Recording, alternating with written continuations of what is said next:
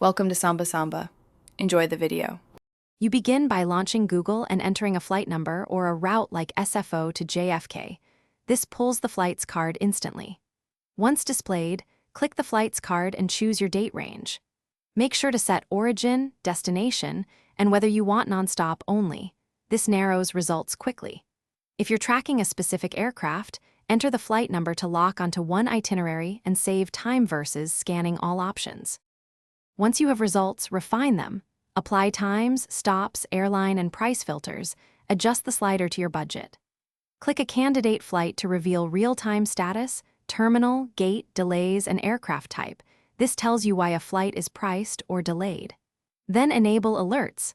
Track price changes for tickets or switch on flight status notifications so you get push updates. This combination converts a static search into continuous monitoring that saves you time and money. You finish by selecting Book to compare vendors and confirm baggage or change fees before purchase. That prevents surprises. Once booked, save the trip to your Google account or add it to your calendar so alerts match your itinerary.